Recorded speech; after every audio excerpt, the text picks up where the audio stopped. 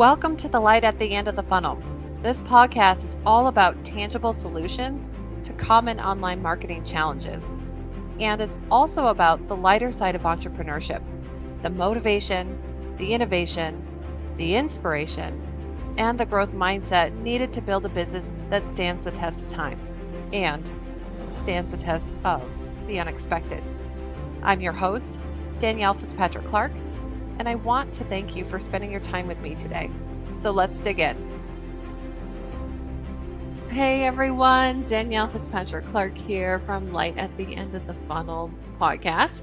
And we have another episode today for you. So this is going to be about disruption and taking the road less traveled. So we're going to dig into this a little bit. It's a little bit of an unpopular opinion and opinions that I'll be discussing today, which is kind of one of the favorite things that I like to do in my spare time and in my professional life as well. So today's unpopular opinion, it's something that's actually irked me for a few years now around the entrepreneurial space. And it's this saying of don't reinvent the wheel. So every time I see it, I cringe, and not just like a facial cringe, like a full body, like, I hate that saying. And there's a reason why I hate that saying. And it's because it's not accurate. It's really not accurate. I feel like it is one of the most cringeworthy, overused, and misrepresented statements out there for those entrepreneurs that are meant to be and teach innovators. So they're meant to be innovative and they're meant to teach innovators. So when I see that, I'm just like, oh no, not that again. And I say that because the wheel has actually been reinvented several times compared to how it originally started. Now, just hear me out on this one. According to Smithsonian, and if you guys go to lightthefunnel.com, you'll see all my reference material in the show notes. But according to Smithsonian, the first wheel is dated back to 3500 BC in Mesopotamia, which was actually 300 years before they were used in chariots. So funny enough, the wheel was first used, according to history, as a potter's wheel. And then later on, it was hollowed out to be used for transportation. So it wasn't even used for transportation. It was used as a potter's wheel. So that to me says a lot about how the wheel actually first started. So the wheel is in fact reinvented several times over, not just the material, but how it was used and how it was shaped. It didn't even have a hollowed out center. So, and since reinvention is all about taking something, an original, and changing or redoing it almost completely, that would mean that the wheel has been reinvented. And it hasn't just been reinvented in terms of the material used, but actually what it was used for and the shape of it, because it started out as just a circle disc. And so we actually stuck the hole in it and started using it for transportation. So that's why I cringe every time I hear, don't reinvent the wheel. I'm like, well, you can't say that because it actually has been reinvented. So that's my whole thing. It just doesn't make sense to use that saying. Now, here's what I say to my innovators and disruptors is like, yes, reinvent the wheel and keep the original structure, as that's what keeps the motion of moving forward. So yes, we want to keep that circle. So keep the circle, but yes, reinvent the wheel. Please do things differently. Please do things in a way that makes more sense for the purpose that you need it for. And yeah, it's an unpopular opinion. People don't really like it when I say, don't use that saying. Don't use that saying. It just doesn't make any sense. So, this is why I use this for the online space. Today, we're going to actually talk about a little more, which is disruption and innovation. And, growing up, I would say I was anything but compliant. I was not very compliant. And I'm talking about my really younger years, like 4 or 5. And In fact, one of the things I got in trouble for the most was for non-compliance. That's what I got in trouble for. And I remember hearing things said to my parents, like from other people, from family members, like, oh, you're going to have trouble with that one. She's young and has a mind of her own. Mm. Yeah, that one was said a few times. She definitely marches to the beat of her own drum. Good luck with that. So it was all oh, you poor parents. And I don't know how you're going to tame that one.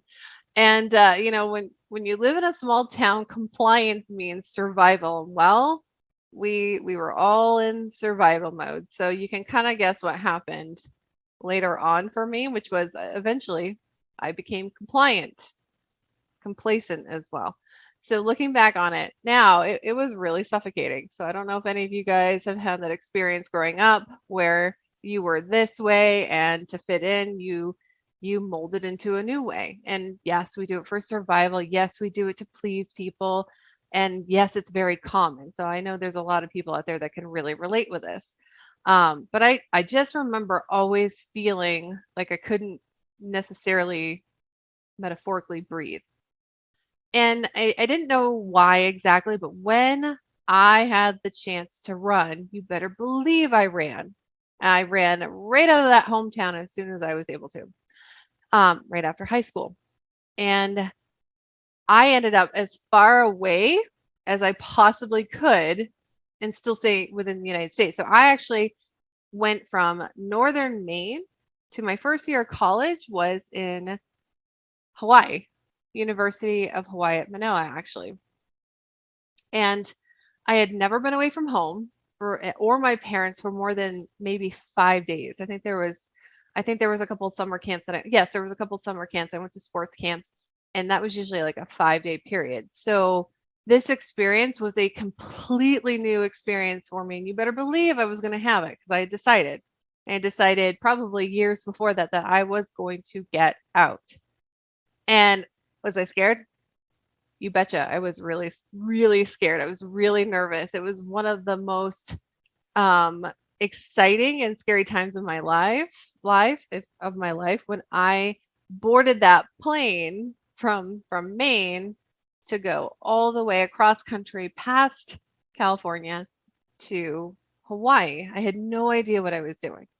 And I remember I remember my parents outside of that window and my mom just waving and tearing up and with the look of disbelief on both my parents' face. I remember thinking to myself, like, oh my gosh, what am I doing? Oh, it's too late now. I can't leave. I gotta stay. I gotta go. I'm on the plane.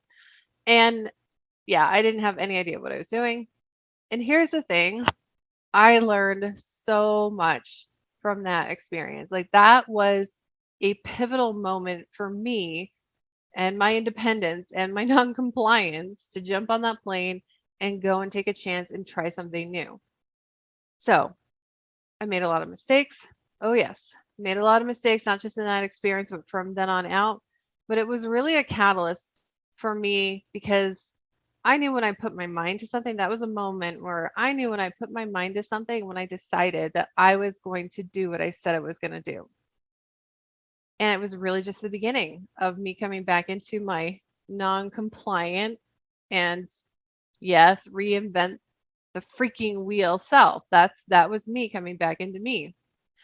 And funny enough, when I was thinking about this podcast episode and what I wanted to say, um, one of my favorite songs came up on Spotify, and it's called "The Road Less Traveled." So it's a country song by Lauren Elena, and she co-wrote it. Really, she co-wrote it with some of my other favorite singers, or one of them, which is Megan Trainor. So she's a pop singer, but it's a really great song if you guys haven't heard it. And the thing that really kind of stood out to me was at the beginning of the song is that you won't make yourself a name if you follow the rules. History gets made when you're acting a fool. So don't hold back. Just flaunt it, show what you got, and just own it. No one can tear you apart. And it goes on and on and on about taking the road less traveled. And you guys can see in the show notes, I quoted the lyrics that I heard that made me think about this podcast episode. But it's really, and the last piece is, that I really loved and I quoted was, wear out your boots and kick up the gravel. So it's kind of kick it up a little bit. Let's disrupt this. Let's stir this up a little bit because, doing what everyone else is doing isn't working, is what my thought was. And it was so right on. So that was kind of one of the reasons why I decided on this podcast episode, because I think that there's a lot of people that listen into this podcast and who look at what I'm doing because of what I say. I talk about disruption, I talk about innovation. And so for those of you that can feel this pull of being different, of being disruptive, of being an innovator, or even people will also relate to the word rebel. If you're still teetering on that line between good and bad, or I'm going to be a good boy or girl or a bad boy and girl if I do this, if you're teetering on that line when it comes to your business, then this last piece is really for you. If you want to do things differently, start by doing them differently today. You've got to break that pattern. You've got to break something in your day. So find some point in your everyday business to break that pattern of monotony today. Don't wait on it. Do it today. So whether that's changing up your message, sending a different type of email to your email list, saying no to something that you actually don't want to do. Yep, those are for my innovators who are actually people pleasing right now. Say no and mean it and hold to it.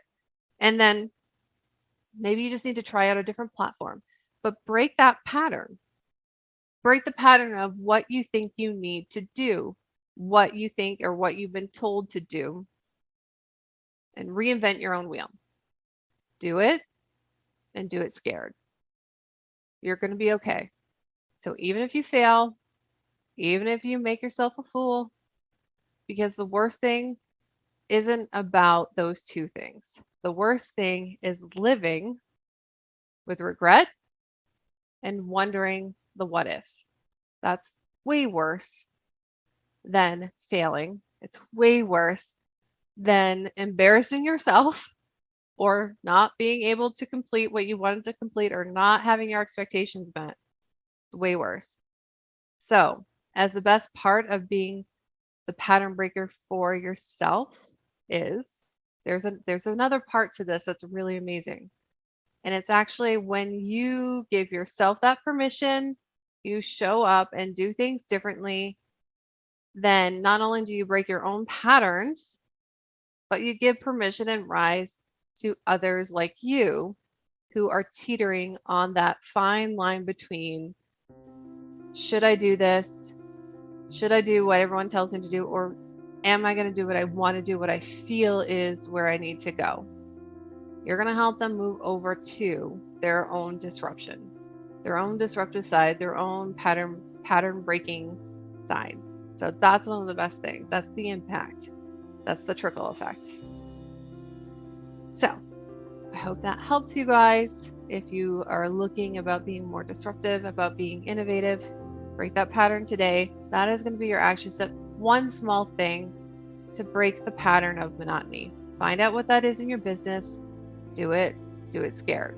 So until next time, make it a great one. Bye for now. Hey, thanks for listening to Light at the End of the Funnel, and help a marketer out. We always can use some love.